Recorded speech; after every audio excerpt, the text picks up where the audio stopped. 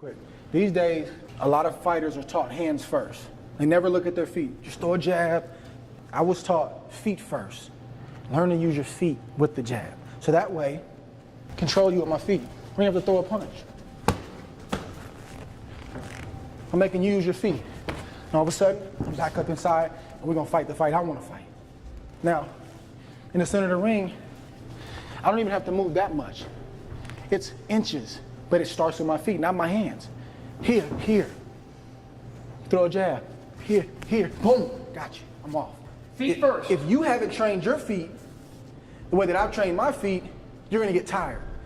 If all your mitt work is in place with your coach here, and you got to throw a pretty combination, but you're not moving your feet, but I'm drilling my feet every day, moving my feet, learning how to move like this, and we get into a situation where you have to move your feet faster than you want to, plus you're getting hit, it's gonna be rough. The left jab, which I feel the most important punch in boxing. What do you think? I agree. Why so? A jab can set up a lot for you, and a jab can also get you out of a lot of trouble. You get hit with a big shot and you're hurt, that jab can keep a guy off of you and keep him out of range, and it also allows you can win around with a jab if you know how to use it. So the jab is just it's a lost art today. Distance, leverage, timing, a lot of that is set up with the jab. One of the things I love that you do is you fence with it, you know, to get that distance. Give us a little illustration here of Andre Ward's jab, fencing, setting up. Well, I'll give you an example even with a southpaw. You turn this way for a second. When I fought Chad Dawson, it allows me to touch him, feel him, and then boom, come over the top at the same time. And he doesn't know if I'm gonna parry with it or if I'm gonna feint and come over the top. So this is just something that allows me to not only get in range to punch, but it allows me to get out of range. Throw a punch at me. Spin out. Control you with this. Can move you. Can block with it. And keep this here. If I got my right hand up to protect from a hook, you can throw whatever you want to throw. I'm in here. See, Floyd Mayweather does a shoulder roll. He's got this up to protect from a hook. And he's got this shoulder, throw the right hand. Sometimes he'll roll. He's perfected that. Yeah. I was always taught to use this. So when you throw a right hand at me, throw a right hand, and here, counter, boom. I can, boom. Al invicto, Saúl Canelo. Put it in and it's fight by habit. I don't like to bounce it back and just like that. I mean, you kind of push it in like this.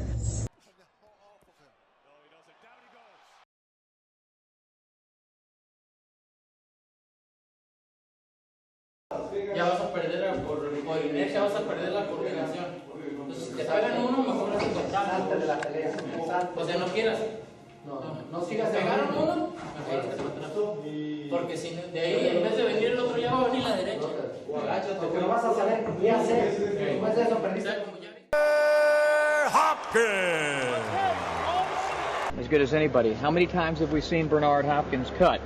None, not once. Not once out of 50-plus fights. How many times have we seen him on the canvas? Not too many. A couple of times out of my whole 20-something year career. How many times have we seen him knocked out? None. Absolutely none. Not even hurt. Why? Defense. One is because I can duck pretty good, and the second because of defense. That plays a part. And you know, defense is a good offense. Offense is a good defense. Hit and not get hit is the name of the game. So a boxer's jabbing at Bernard Hopkins. I'm jabbing back. I'm jabbing back. I'm jabbing back. I'm jabbing back. Every time jab. He throws the right hand, so I'm jabbing back. I'm here. Then I'm blocking. So I'm constantly jabbing. Jab, jab. I'm jabbing with you. Jab, jab. I'm jabbing with you. Jabbing with you. Jabbing with you. Jabbing with you. So every time you jab, I want to jab twice. Jab once. Pop, pop. Jab 2 times. And letting other punches come behind that jab, it will set up a knockout. One time,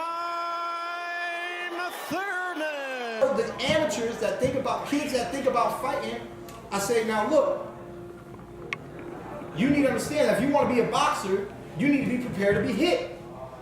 You watch kids and the way that they box, and you can tell instantly that they're scared to be hit. Now, I'm not saying go out there and get hit, but I'm saying you need to be mentally, physically prepared to get hit, so that when you do get hit, you don't get into that little scared mode. Okay?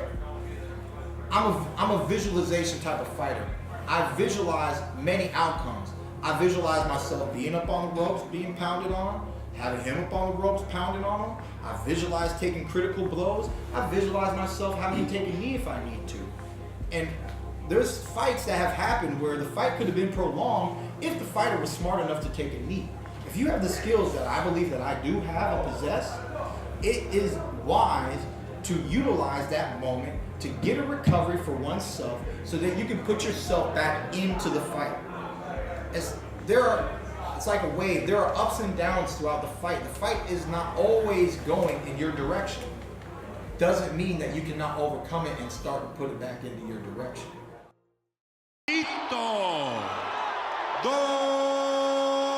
But you're coming forward a lot when you're fighting. Talk about that.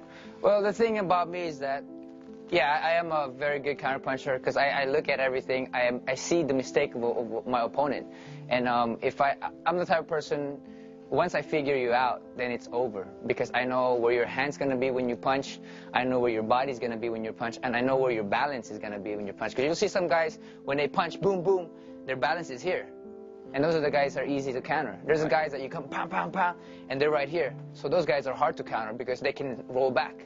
You know, I think what makes the great fighters are the ones that can think within the heat of the battle. And I'm not just talking about in between rounds. I'm talking about in the heat of battle.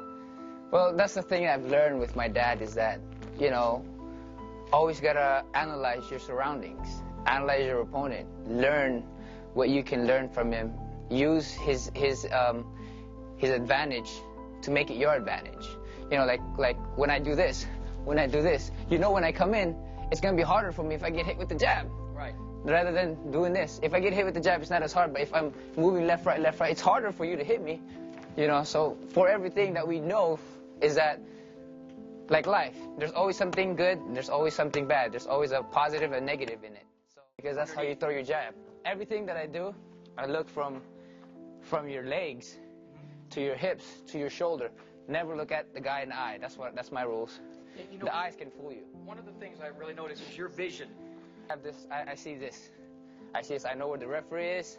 I know where the rope is, because I see everything. I just see everything from every movement, really. The thing is, you can't see all the punches, but you can tell from every movement, from the legs to the arms, that something is coming. And when something is coming, the best thing is to step out to that range where you can't hit me. And when you're punching, you're gonna have to try to get to my range. So when I get there, I'm at your range already. So that's how I counter. Some people, they don't know how to categorize my style, so they'll say, oh, he's got speed, or he's a good boxer. But you know, I'll use the phrase that Bruce Lee used before. I'm formless. I'm gonna be whatever I need to be. And I've never wanted to be a guy who had one style where, you know, hey man, Andre's a good boxer, but if you pressure him and bully him back, you'll get him. Or hey, he's a good brawler, but if you box him, you can outbox. I wanted to be an all-around guy, and that's what I'm developing into being is, man, I can fight a tall, rangy southpaw like Chad, but I can also fight, you know, a rugged guy like Abraham or Miranda. Like that's the fighter that I always wanted to be, an all-terrain fighter in this ring where I'm comfortable. If my back is to the ropes and you're coming at me, I know what to do. I'm comfortable in the center of the ring. I'm counter, I can do. I'm comfortable backing you up if I gotta push you back.